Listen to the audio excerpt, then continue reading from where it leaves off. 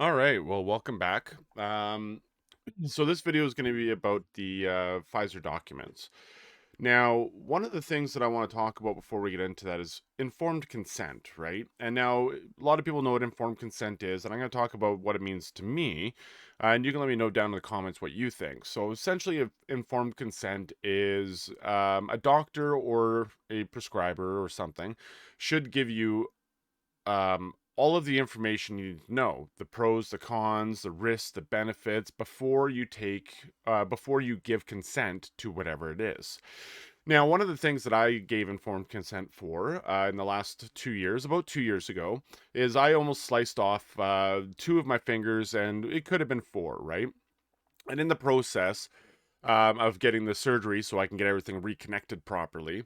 I was given informed consent on the anesthesia that would be given. I was given informed consent on the drugs they gave me prior to going in and anything that they gave me afterwards, plus the actual procedure itself and the possibility of what may or may not happen. For example, if halfway through the surgery they decided that they'd have to remove one or two of my fingers or whatever, they would wake me up and keep me still comfortable, of course, right? And then give me that option to be able to say yes to a finger being removed, right? Or they can put it back together, and I would probably have a much worse condition than what I have right now if that's why they woke me up. And so naturally, I said yes to all these things because I was given the information that I had to do. Now, I had a lot of things that I had to read in regards to that while I was at the hospital. So, in regards to informed consent, I was informed properly with the risks and everything like that, and therefore I gave the consent that I felt was appropriate for it. But that kind of went out the window recently, unfortunately. And I want to go over these documents because it will sort of, give some idea into what people may not have actually been told around the time that they probably should have been told this, right?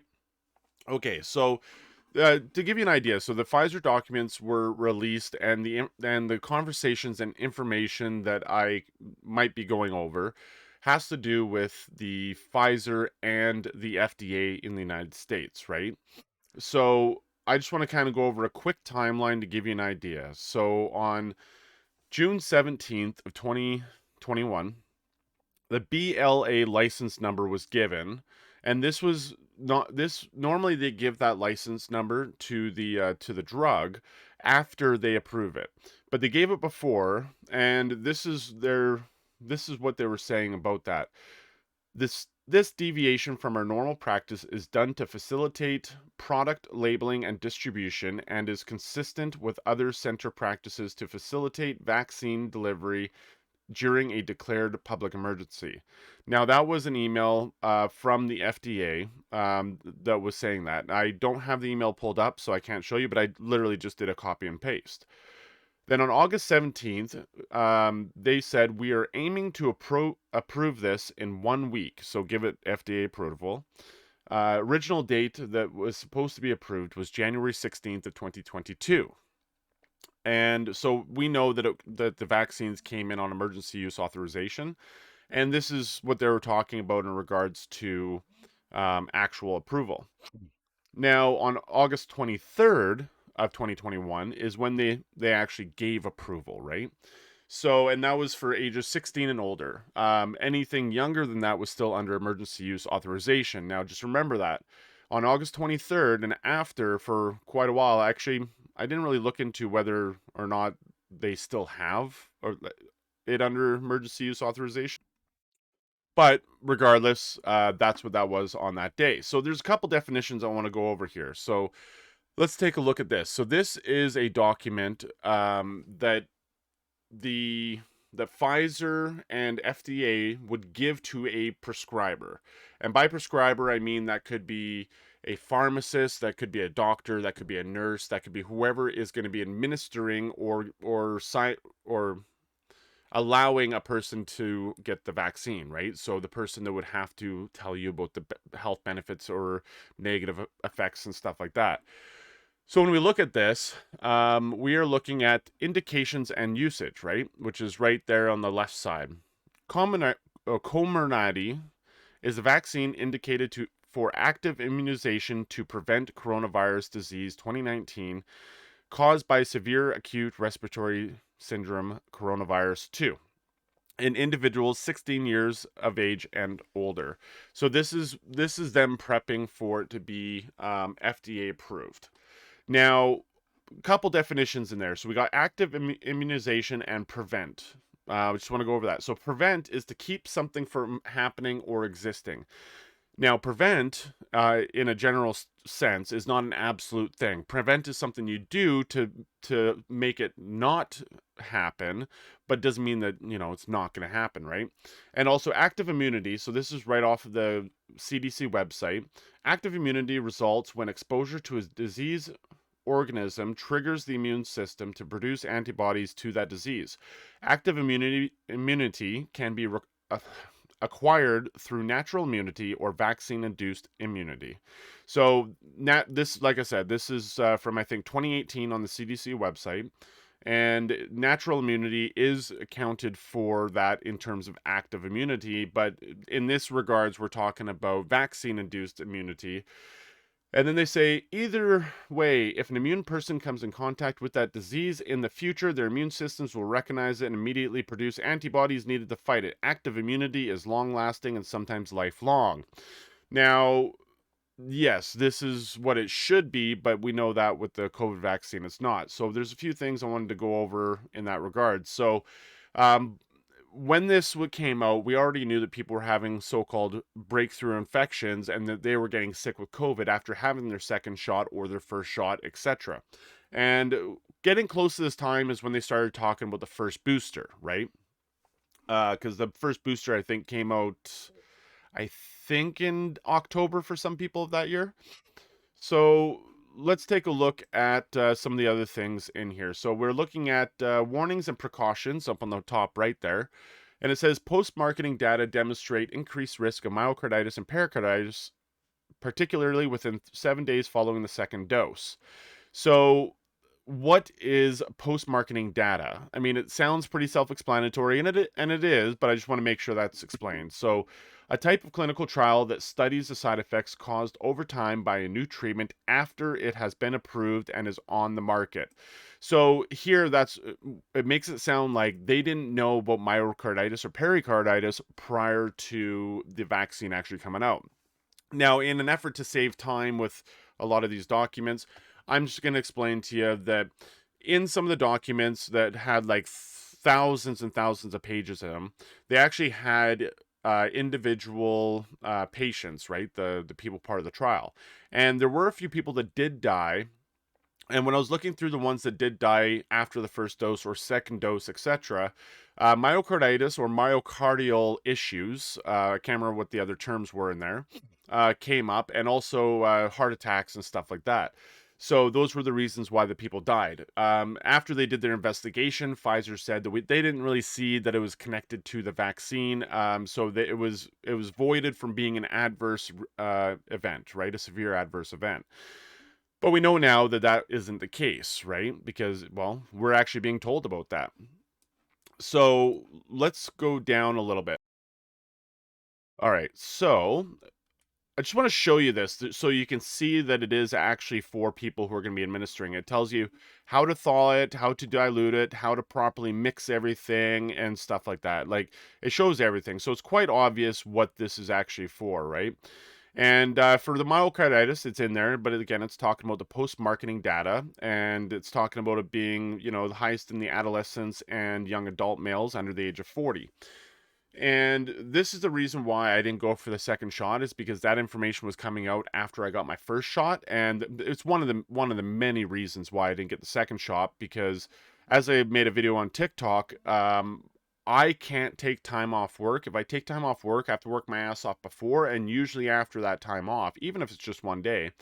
And if I was to end up coming down with myocarditis, I would not be able to work, and there's no one with within at least 100 130 kilometers that may be able to come in and may know how to run all of my equipment, right? So, I'm in a very specialized field, right? So for people to take over for me, they wouldn't be able to. So that means a small business would have been damaged because of this. And the vaccine injury program doesn't cover the business, it only covers the individual if it covers the individual. So, and a lot of people did recover from myocarditis, but there are some people that may be having long lasting effects from it. Now, I went through the documents and I wasn't able to find any proof of myocarditis or anything like that being in previous pamphlets like this before. So I'm not sure if this was added in this time.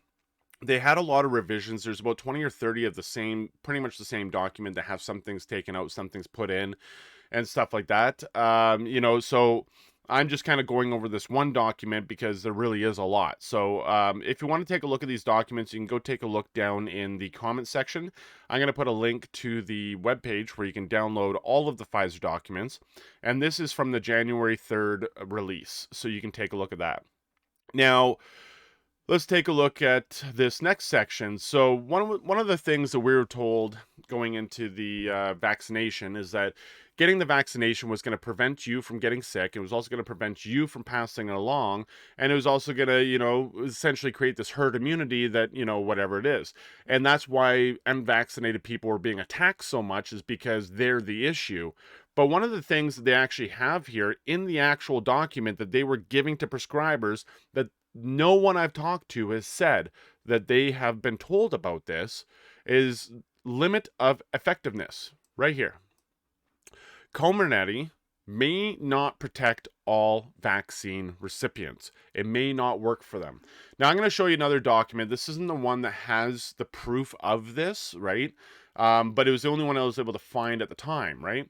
So let's take a look at this. So these are the serology tests with the patients. I believe this was the study that was done in Germany. That's why it's only 5 pages long, because there wasn't many people in that study in the original phase trials. So we got pre-vax. So this is them getting a serology test on day 1 of, so the day that they got the vaccine. And it says BLQ. BLQ means below limit of quantitation. And so the S1 binding, that's the spike protein. And that's what it says down in that section there. So they go for that. They get the test. Then they get the shot the same day. And so on the first shot, day 21, so 21 days later, this is what their spike protein levels are, 530. Great. For some people, it's 1800. For some people, it's 427, 925. It's different for every single person. So the vaccine works differently with every other person. So let's just say that 95% of efficacy is at 1800 after the first shot and that 5800 after the second shot. Well, that means that this person had 50% because they are 50% lower than the other one, right? So, the vaccine didn't, like, as per what I'm seeing with the spike proteins, the vaccine didn't create as much spike proteins in some people as they did others. And then you hit that 2700 on the second shot, and then 1 month after, so 1 month after the first shot, they do another serology test, which is 7 days after the second shot. And then at the 6 month mark, they do this. Now, in another document, the 6 month, well, actually right here, the 6 month mark was January 13th of 2021. That means that they didn't know what the vaccine was going to do in 6 months until after the vaccine was actually being put into other people's arms, right? And then this document was finalized on April 1st, which means that, the FDA and, BC, Bonnie Henry, probably wouldn't have gotten this document until about April 21st of 2021, saying that, it only lasts 6 months. So people were being lied to at the beginning, but no one stood up for that. So that's that document. All right. So here we have post-marketing experience as well. So we got cardiac disorders, we have myocarditis and pericarditis, gastrointestinal disorders, diarrhea, vomiting, which some people did have, immune system disorders, severe allergic reactions, including anaphylaxis. Also hypersensitivity reactions, rash and all that stuff. And then musculoskeletal and connective issue disorder was pain in extremity, which would be the arm. So those last two are pretty common with pretty much any shot, whether it's placebo or not. But the top two are more on the difference. I mean, diarrhea and vomiting can happen with the flu shot or a tetanus shot or whatever, right? But myocarditis and pericarditis usually don't, right? Now, in terms of pregnancy, this is another thing I want to bring up here. So, um, I made a video on TikTok about this, saying this section right here: all pregnancies have a risk of birth defect, loss, and other adverse outcomes. Well, that is in general. It's not to do with this vaccine. All pregnancies can have those things, and so they actually continue to talk about 2%, blah blah blah, right? But when we go down here, available data on the Comirnaty administered to pregnant women, sorry about that, are insufficient to inform vaccine-associated risks in pregnancy. Now, this document was finalized in August of 2021, and they were pushing the vaccine on pregnant women, I think, starting about May or April of 2021 in Canada.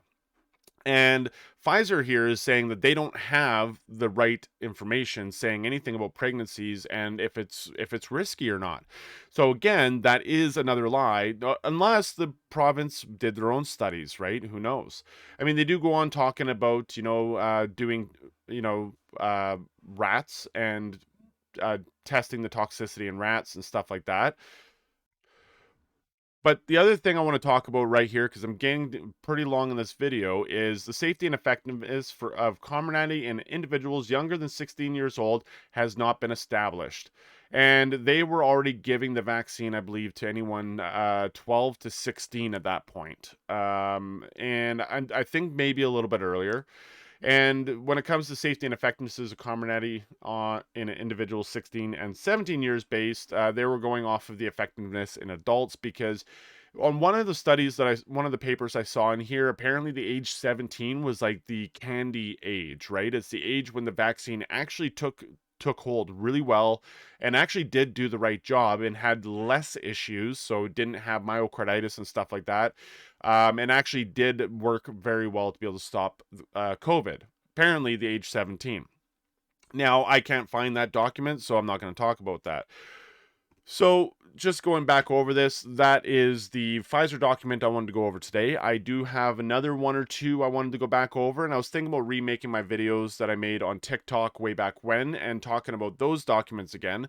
So, in that way, we are fully aware of what the government wasn't telling us that maybe they should have, because if people were informed, they'd be able to, feel more comfortable with their decision, because some people got the shot and in the end regretted it because they found out later on that they weren't told the truth, right? So, but then again, there's some people that got the shot that wouldn't have gotten the shot, and that's probably the reason why they made sure this information wasn't out there. So that's very unfortunate. But anyways, you have yourself a wonderful day, and I just want to make sure we got this done and out. And don't forget to drop a comment about things, and maybe leave a like. And down in the comment section, you'll be able to see the link for the website where you can download all these documents. All right. Have a wonderful day.